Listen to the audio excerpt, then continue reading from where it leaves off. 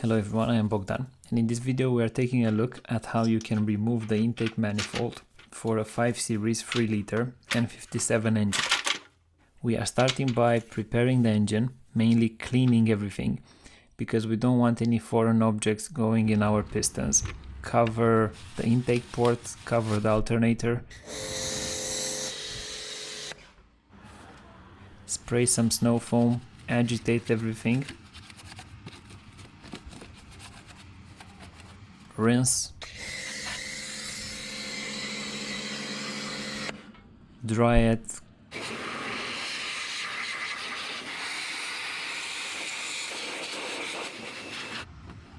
clean it. Whenever attempting this type of job, take your time, make sure that you don't damage any of the plastic bits. Plastic once it gets older becomes more brittle, so there's no point in rushing and damaging any of the parts. From a tool point of view, I will not be naming each and every tool used, because trying to attempt this type of job without a decent tool set is a recipe for disaster.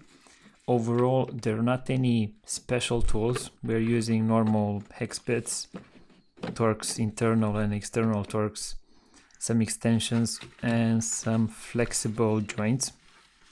But overall, it's a simple job from a tool point of view, from a tool perspective.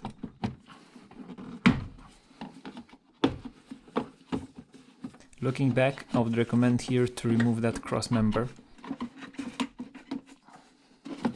We will also need to disconnect the battery, remove the lining from the boot, take it out, disconnect the negative terminal, put it out of your way so it sits nicely, and also you will need to lock the boot lock. I usually use a screwdriver and move that mechanism to lock it in place.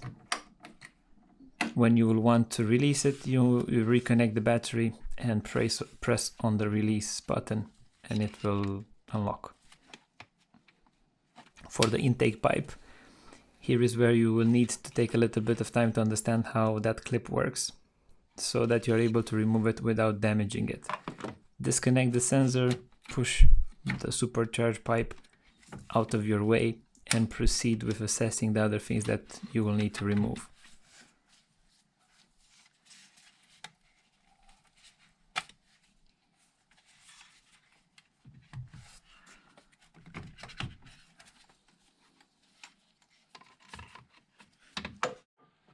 On the EGR side of things, when disconnecting those two bolts, you will need some penetrating spray.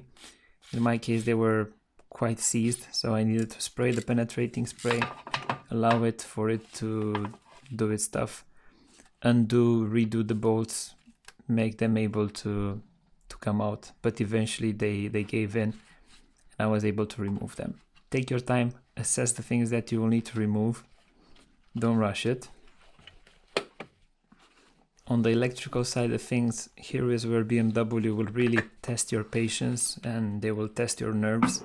Until this point, I never found a brand of cars that has couplers so hard to remove, so hard to undo.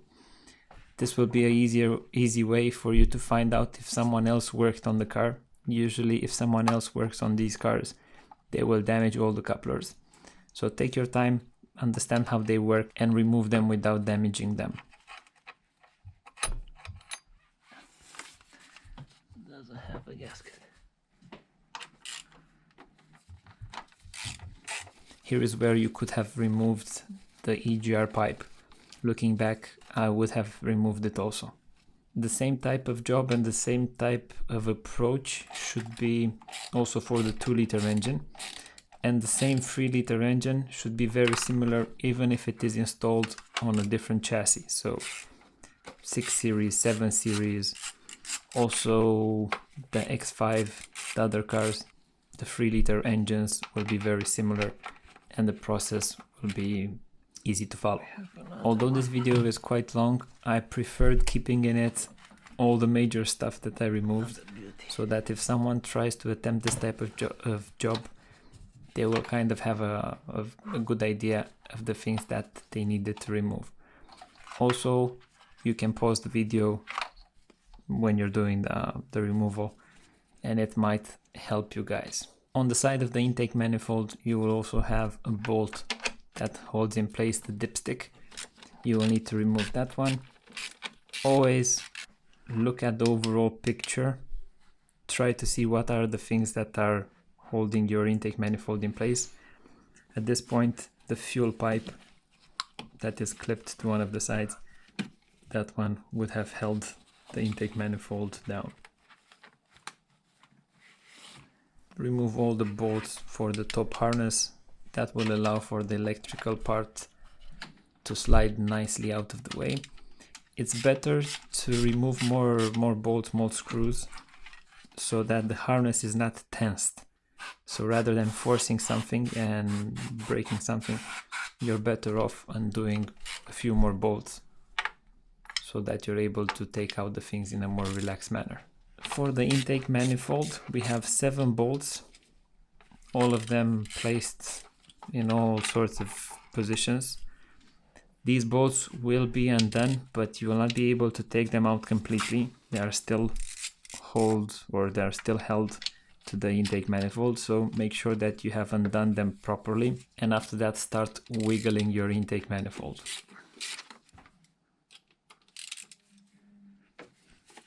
Don't forget that at the back of the intake manifold there is a valve, an electric valve, that is kind of clipped to the intake manifold, so you either unclip it or you undo the hose that is connected to it.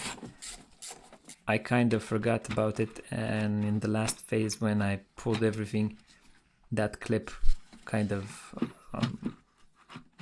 got broken, but overall the valve is still sitting nicely. I secured it with some zip ties. From a throttle body point of view, although I removed it, this is not a requirement when you are removing the intake manifold. So when you are removing, this is not a must to be done. I decided to remove it just to have a little bit more freedom of movement, to be able to twist all the things.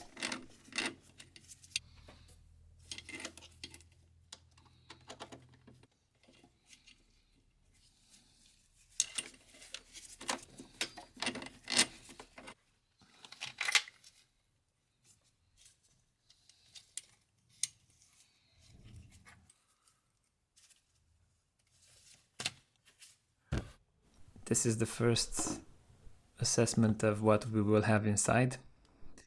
In a future video, I'm going to show you how much carbon buildup I found on the inside of the intake manifold.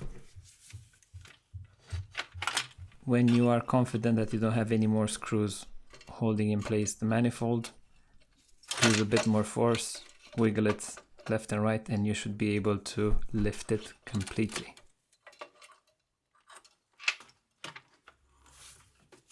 Pay attention not to get any of that dirt or small rocks or other things in the intake ports, because those will be additional problems that you will have later on. And at this point in time, you can say that you have removed the intake manifold for your car.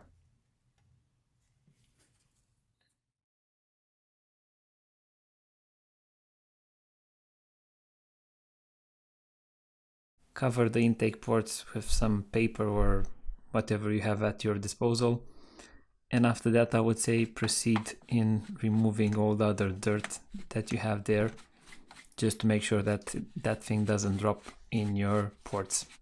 In the next video we're gonna see what we have on the intake, and we're gonna refit all the nice things back.